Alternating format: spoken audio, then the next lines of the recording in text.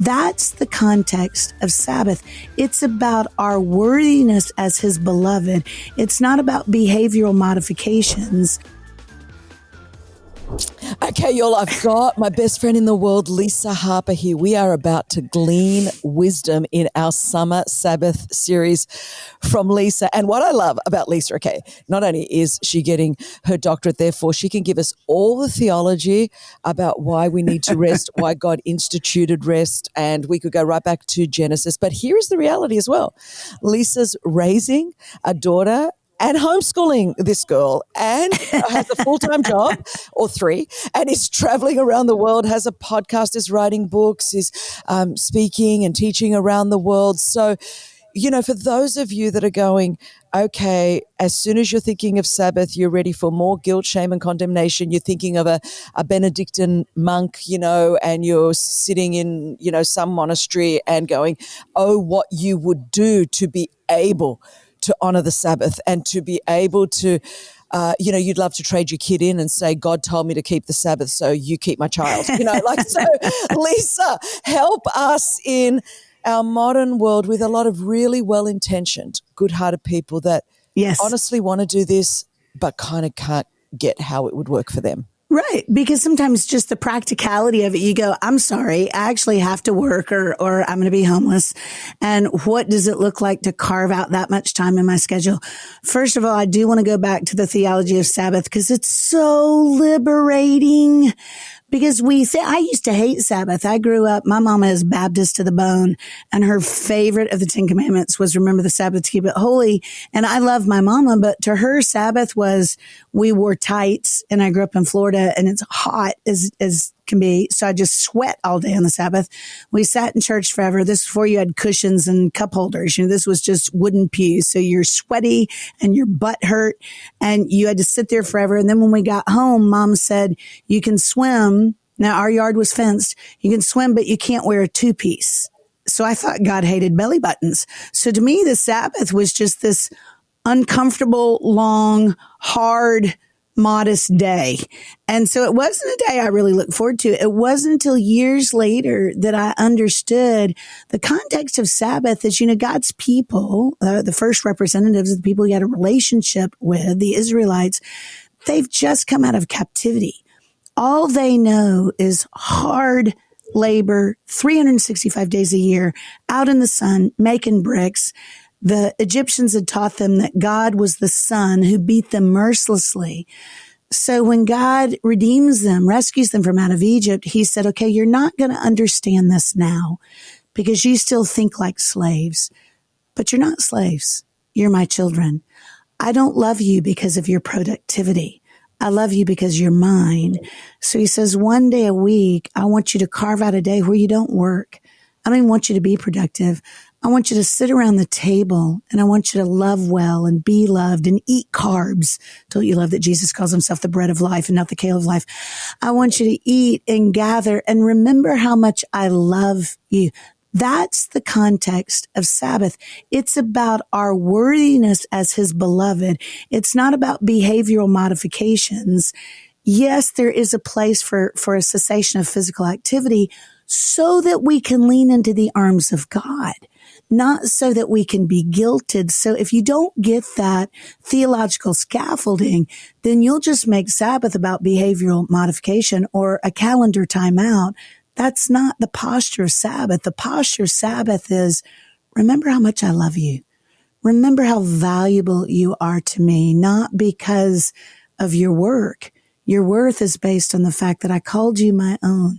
And so it's taken me a long time to untangle some of my presuppositions. I've had to unlearn a lot of bad theology. Sabbath is so much less about our calendar. There is that aspect to it, but it's more about the posture of our heart. There are days as a single mom who travels, seasons, I should say, where I may not have a 24-hour time period where I can perfectly practice a cessation of activity. But I can always practice the posture of, Lord, let me breathe in pneuma, Holy Spirit. Let me take some deep breaths. Let me remember my belovedness. Let me focus on Jesus.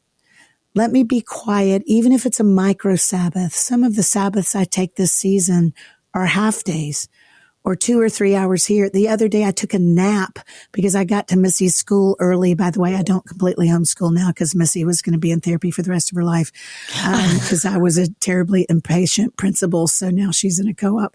But I got to school early and I put my seat back and I put on Brooke Ligertwood and I took a 20-minute nap while listening to worship. That is a micro Sabbath, and we've got to quit guilting ourselves over Sabbath because that's not the context. The context is his divine affection for us.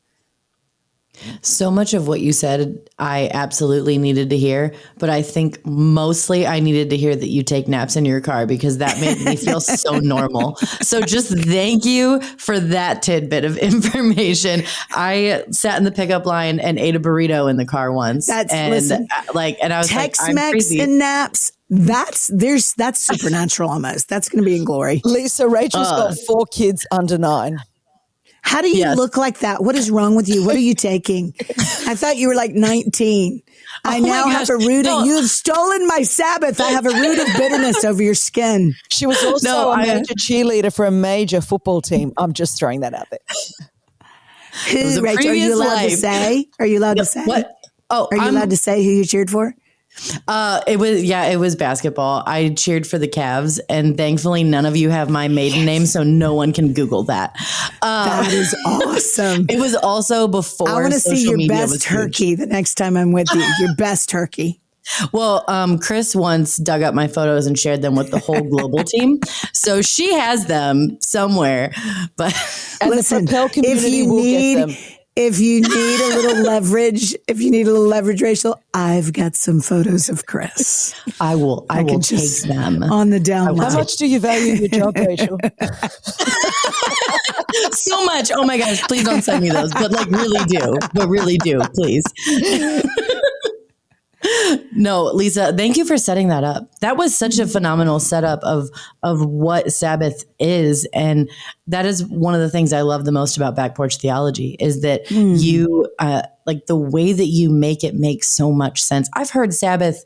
I mean, I grew up in church, but I don't think I always say I met Jesus when I was 22. I met him when I was real young, but I really met him. Yeah. When I was 22. Yeah. And that is the best explanation of Sabbath I've heard. Even I went to seminary. That was the best explanation. So often it's associated as a law. Even that word in the Old Testament is such a misnomer. I like the word parameter and promise more than law because we hear law and we hear punitive. That was the most liberating parameter for him to say to a people who were killed, who were beaten if they didn't work 24/7 to say, I love you so much. You're children. You're not slaves. I don't want you to work yourself to death.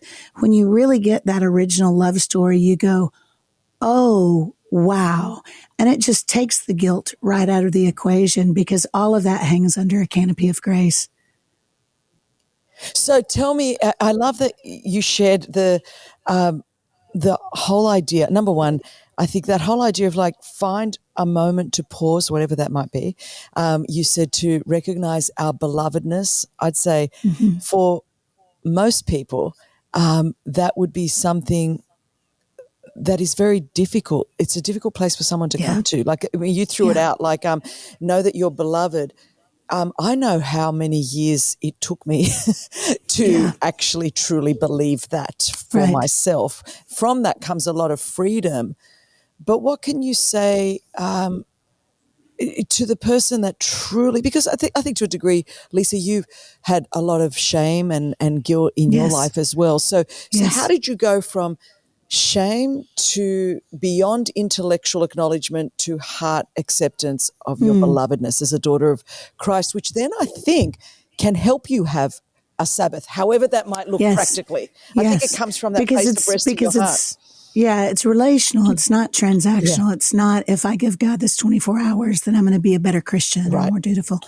And I misspoke when I said I'm still learning about belovedness. You know me, Chris. There's still, I don't mean to sound like I've already acquired that. It's a process. I was teaching a group of friends not too long ago who are in recovery, in addiction recovery. I was teaching about Sabbath and what that means practically, because that even sounds kind of, all my sphincters get tight when I hear that. It sounds very churchy.